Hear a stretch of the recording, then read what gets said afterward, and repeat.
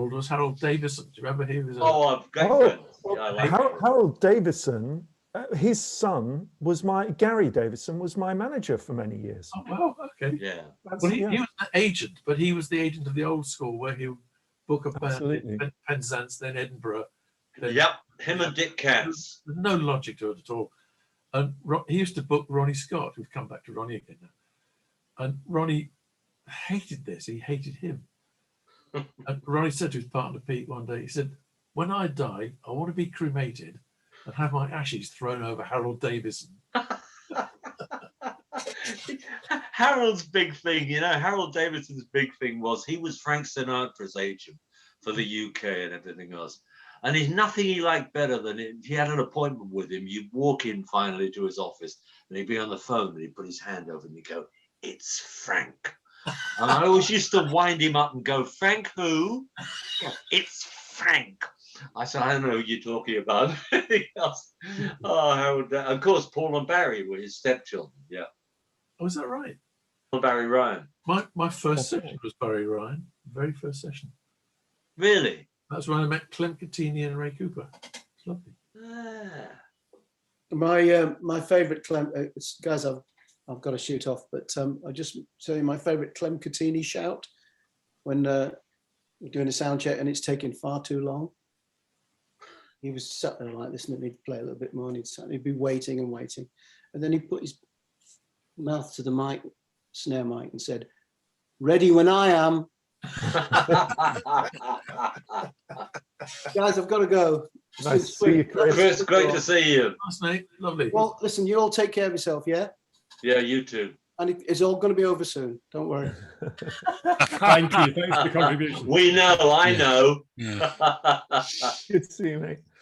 Well, Chris is gone, and we welcome back Ray. Hello.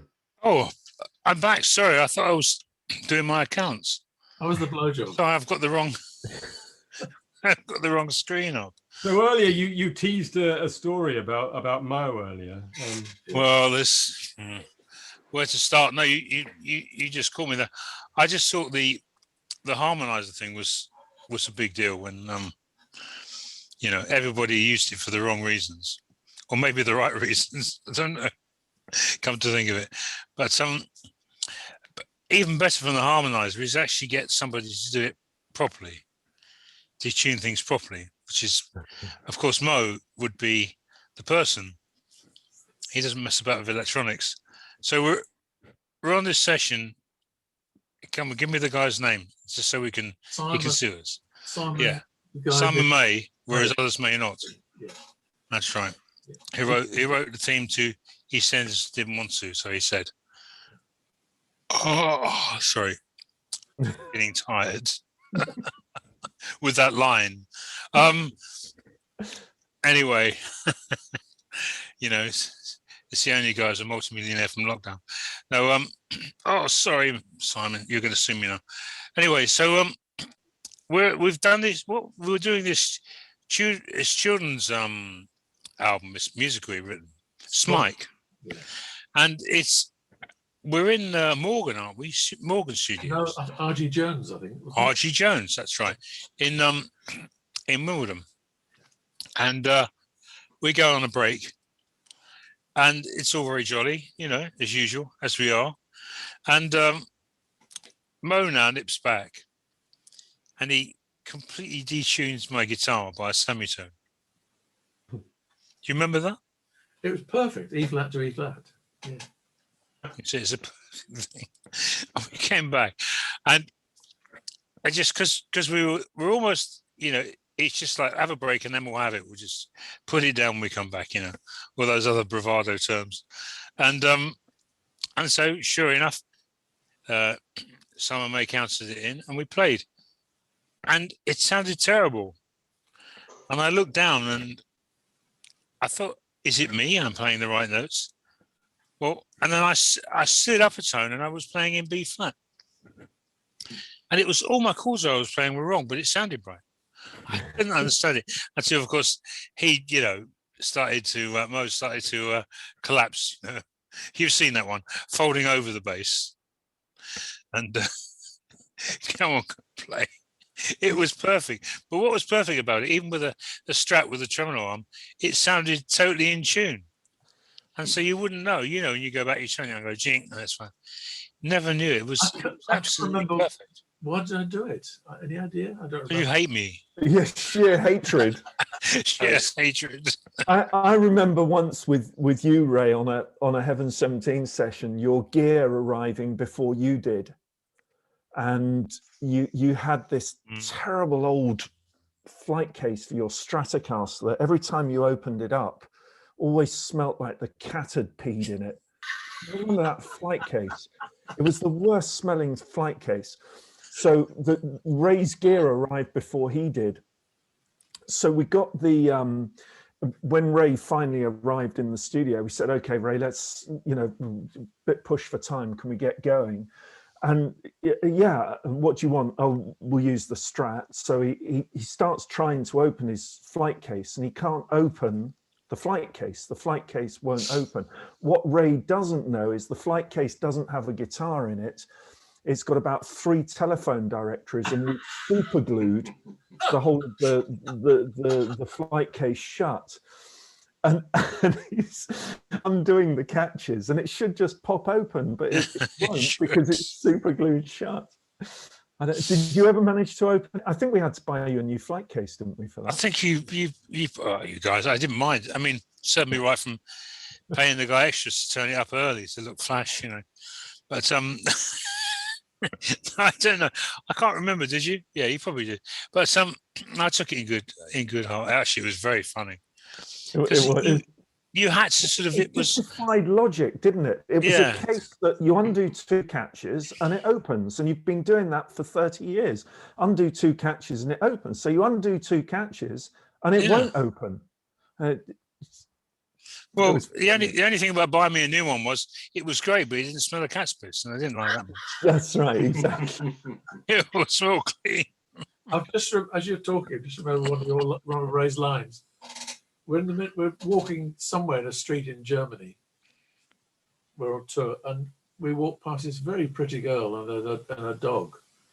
He says to the dog, "That's a nice dog. What's its name and address?"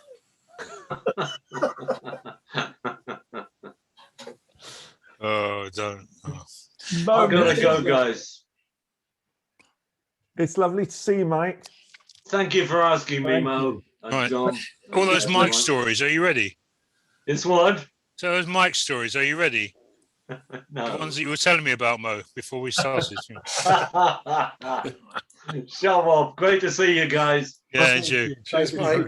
All the best. Any other anything that you'd like to add? I mean, have you all told your greatest story? You must all have like a dinner party story, the one that people say to you, "Oh, tell that one." No, not that one. Plugging his record. Look. No, not that one. No. No. Well, no. That was a very good album. Do you know what's really amazing? I've just been putting pen to paper for Martin. Remember Martin Ware, who's beginning to do a little bit of an autobiography, and he asked me to recall some Heaven 17 moments, and I actually went through my archive here, and I found all this sort of some old Heaven 17 track sheets and God knows what. What I just cannot believe. I thought when I was trying to put dates together, and 1980, 1982, and I was looking back at these track sheets.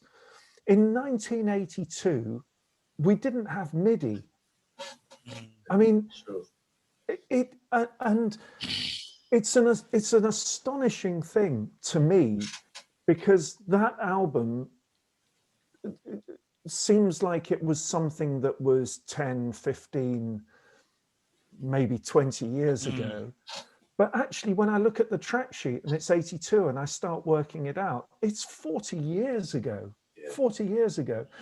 And we were in a studio with tape machines and no MIDI, working out how to trigger synths with CV and gate. And it was pre-sampling, it was pre you know, it was the very, very beginning, that album of A Lindrum.